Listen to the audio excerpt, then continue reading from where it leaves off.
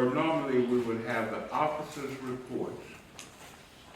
I think we want to give our guest speaker, now let me change that, our speaker,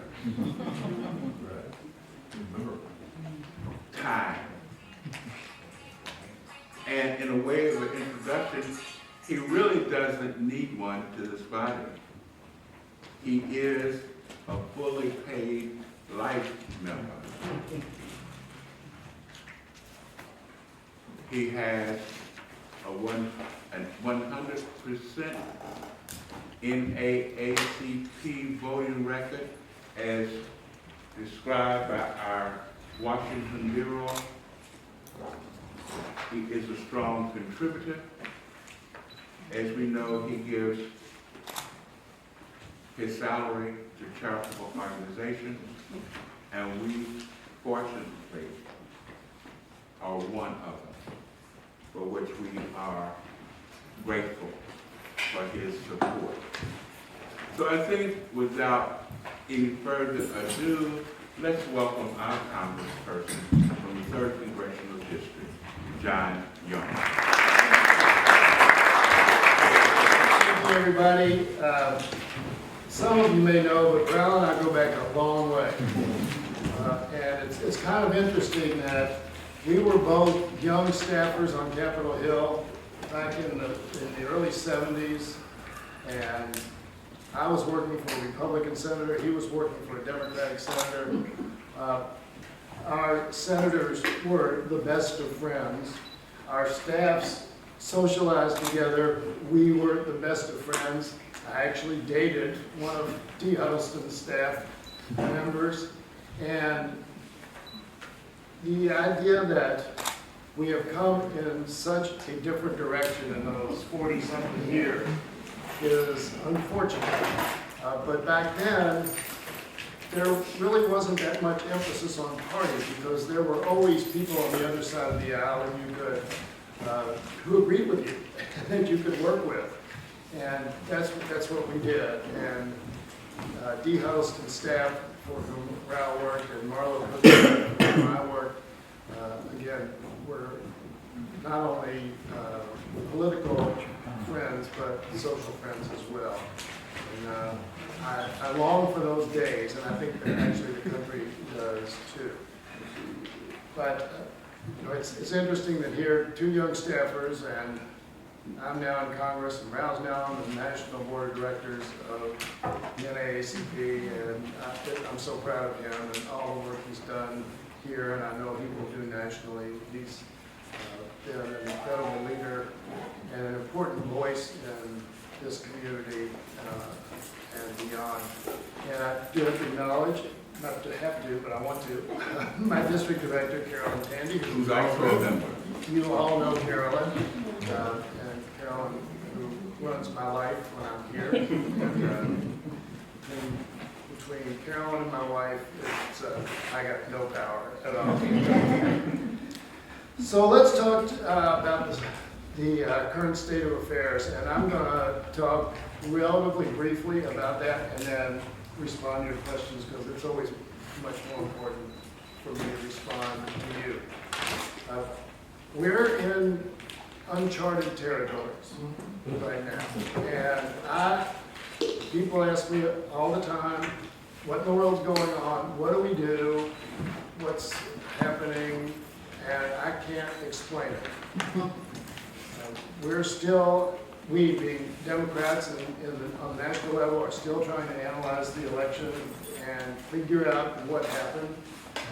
We kind of know we lost some important constituencies that we've always had before, mainly organized labor.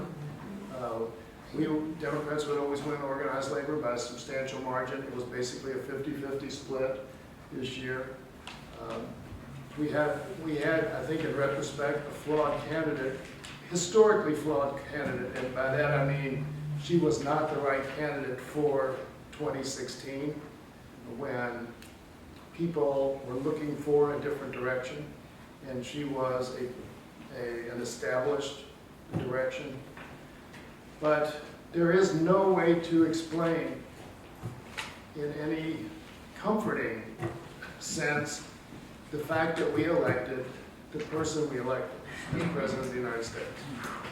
And he is demonstrating on a daily basis that he is totally unfit for the office he serves in, that he is, in my opinion, a dangerous president.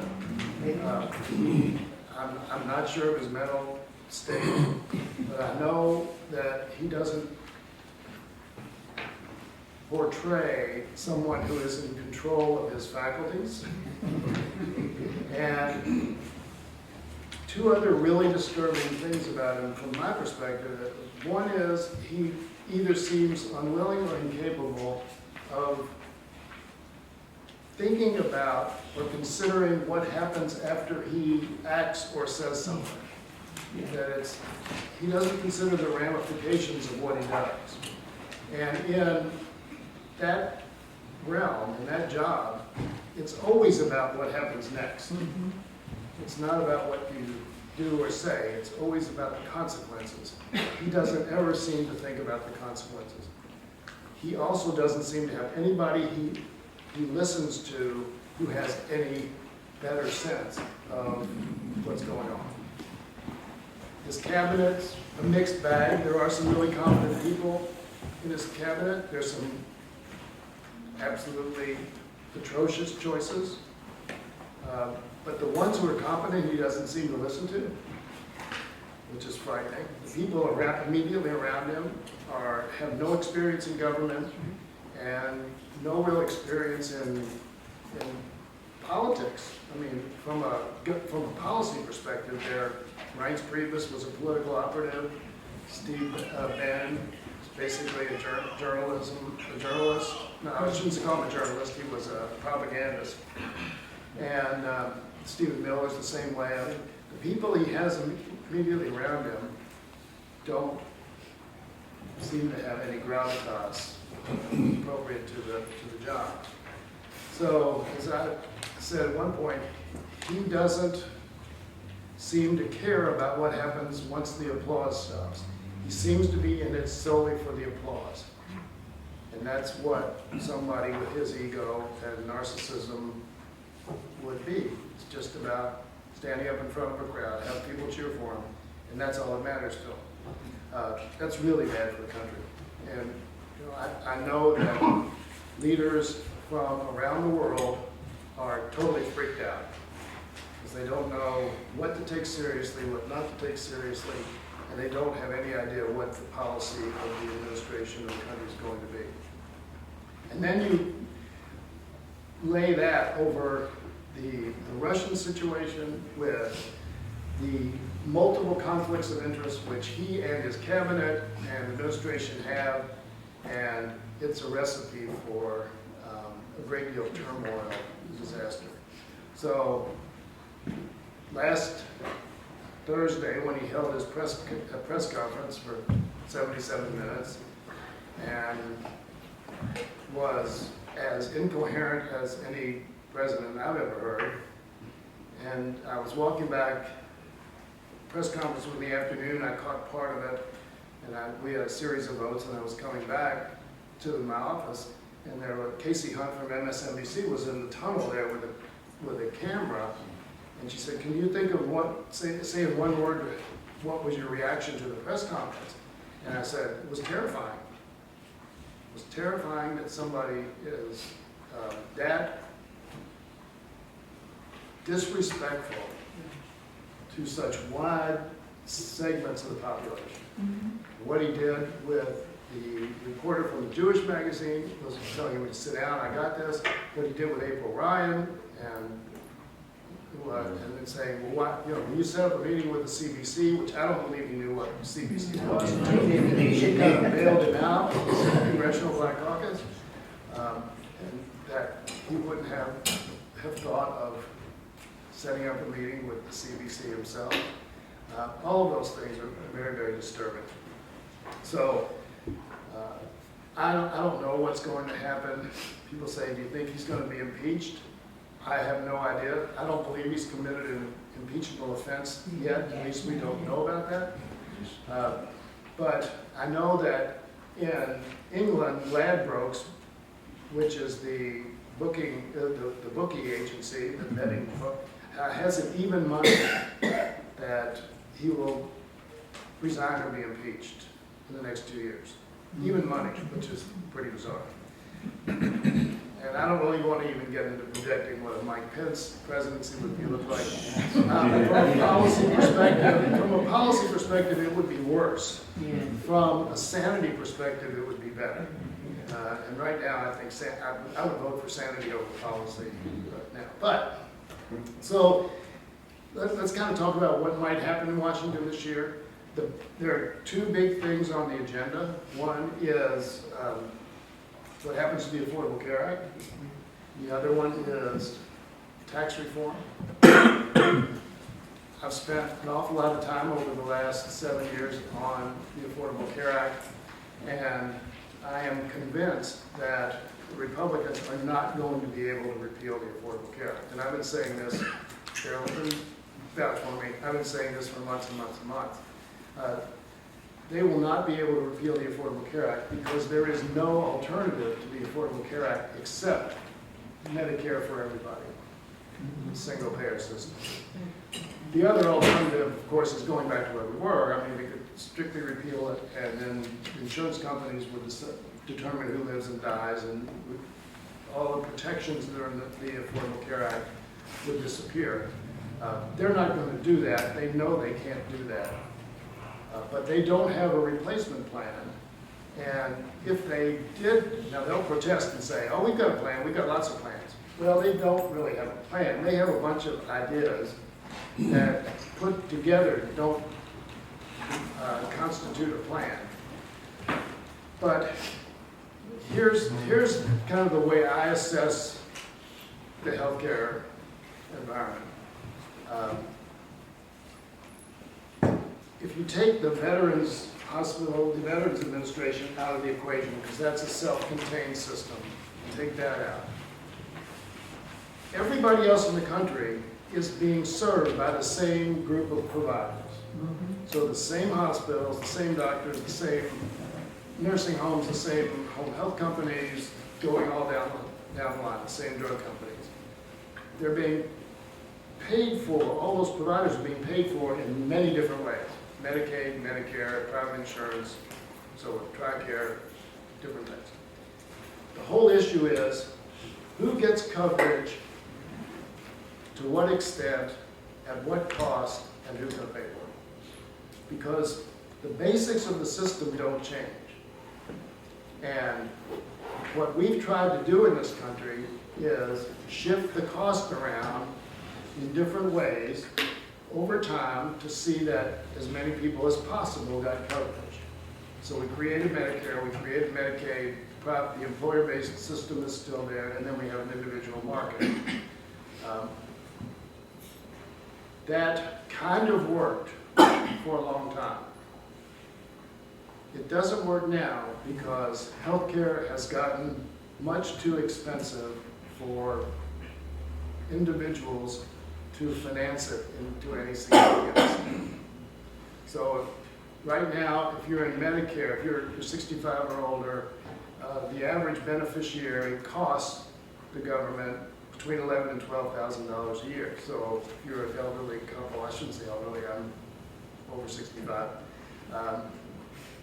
But if you're a senior, that's $25,000 roughly, $22,000 to $25,000 a household.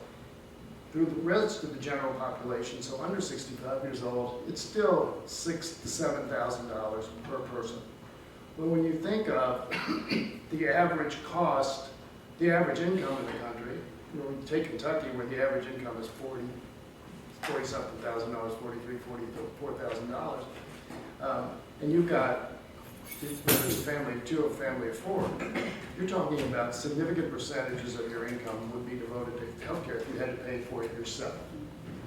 So this is the fundamental economics of healthcare, and they don't have a viable alternative to what President Obama created. So we're going to debate this over the next few months. They're going to come up with, again, propose some different ideas, things that, by and large, result in fewer people having coverage, a shift of resources from lower income to higher income people. So like one of the ideas that all of the Republican plans have proposals have, is to create health savings accounts. So you can put money aside on a tax-free basis to pay your out-of-pocket health care costs. Well, that doesn't, if you can't afford to put $3,000 or $4,000 aside, that really doesn't help many people. That helps wealthy people who already have the money to save. That's an example of what their plans are. They want to block grant Medicaid to the states, which means it would no longer be a program where the government, federal government and the state government would share the expenses for everybody under a certain income level. Plus, by the way, skilled nursing care for the general population. The vast majority of Medicaid, the largest share of Medicaid spending goes to long-term care, skilled nursing facilities for population. So, but what they want to do is give that to the states, let the states decide how to spend it, and do it either on a per capita basis or some other basis. Personally, I don't trust Governor Bevin to make a compassionate decision about how Medicaid expenditures are made. So what's going to happen over the next few months is there's going to be an interesting debate, and I think what the debate will show to the American people is that really the ultimate goal is going to be single payer or Medicare for everybody, and that's the only viable option to the Affordable Care Act.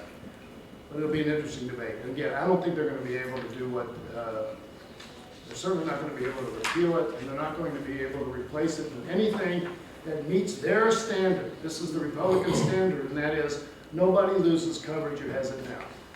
And nobody loses in terms of affordability or quality. And there's no way they can not meet that standard with something else. So that's one thing. They're also going to try to do tax reform. And so is Governor Bevin, by the way.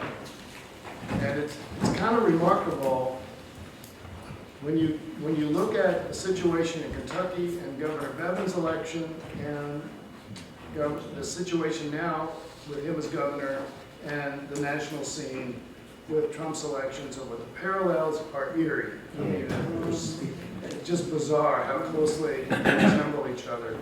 And